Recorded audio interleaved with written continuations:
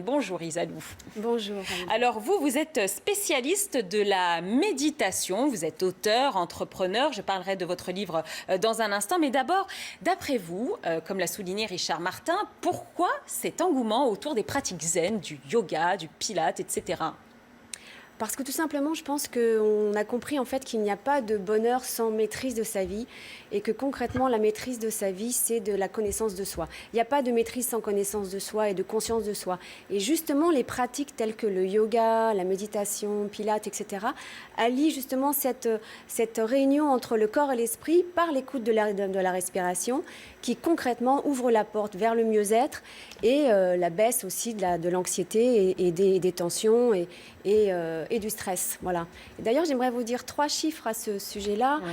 On estime entre 50 et 75% des consultations des médecins qui sont concernées, des consultations des médecins qui sont, comment dirais-je, motivés par le stress, merci.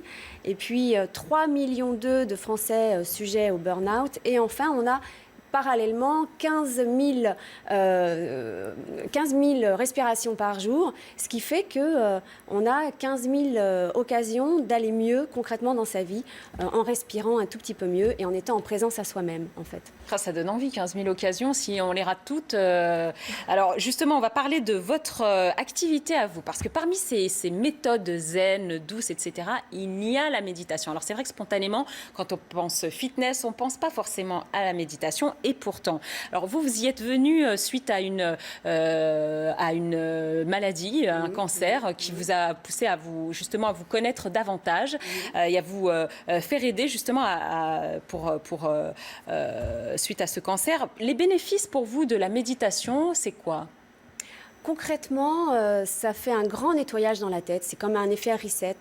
Ça fait aussi... on sait mettre le corps en vacances, mais on sait très peu mettre notre esprit en vacances. Eh bien, en fait, ce sont des mini-vacances. Et c'est aussi vraiment un temps pour souffler et se retrouver. Et concrètement, les bénéfices, c'est plus de sérénité, plus de lâcher prise aussi, plus de concentration. Ça nous aide à mieux nous concentrer. Également, plus de confiance en soi, ce qui va avec. Plus de clarté de l'esprit également.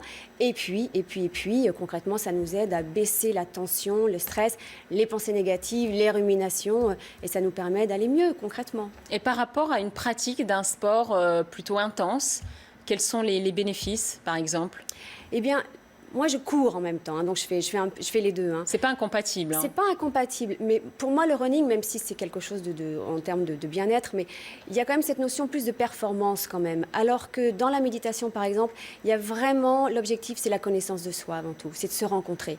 Ce qui est différent, c'est pas tout à fait le même objectif. Alors c'est vrai que souvent, on nous dit pour bien pratiquer, il faut le faire régulièrement. Est-ce que c'est pareil avec la méditation? Est-ce qu'il faut installer de petits rituels comme ça? Oui, je suis une fan de rituels en plus. Oui, il faut installer. Ce qui compte, c'est la régularité. Et même encore, c'est pas le temps qui compte, mais c'est vraiment la fréquence et la régularité. Pour que ça marche dans l'esprit, pour que ça marche également concrètement, pour faire baisser l'anxiété, il faut que ça soit régulier. C'est un entraînement. C'est vraiment un entraînement. Et il s'agit peut-être parfois même d'une minute, de 5 minutes, mais c'est d'apprendre à se reconnecter et à revenir à soi-même. Parce qu'on passe tout notre temps, généralement, à être toujours à l'extérieur de soi. Donc l'idée, c'est d'être avec soi, ce qui nous donne à la fois, encore une fois, une sensation de maîtrise, donc de mieux-être, et en même temps, une espèce de airbag avec les événements. C'est-à-dire qu'on est moins collé aux événements, on est plus en maîtrise, encore une fois. Et le sommeil, ça en fait partie de cette reconnexion ? Le sommeil, absolument, ça en fait partie. C'est de cette connexion à soi-même, oui. Vous voulez dire ? Oui. Oui, absolument. C'est un temps de récupération absolument essentiel qu'on néglige de plus en plus, d'après ce que j'ai compris dans les études, alors qu'on sait très bien que pour notre iPhone, il faut tout de suite recharger les batteries. Pour nous, généralement, on ne comprend pas toujours très bien ça et on passe après et on étire la nuit pour traîner. Voilà. Donc il s'agit de se reconnecter au sommeil, oui, pour reconnecter aussi un mieux-être pour soi. Des conseils pour vous reconnecter au sommeil, c'est la magie du sommeil par Isalou Regen, vivre et dormir.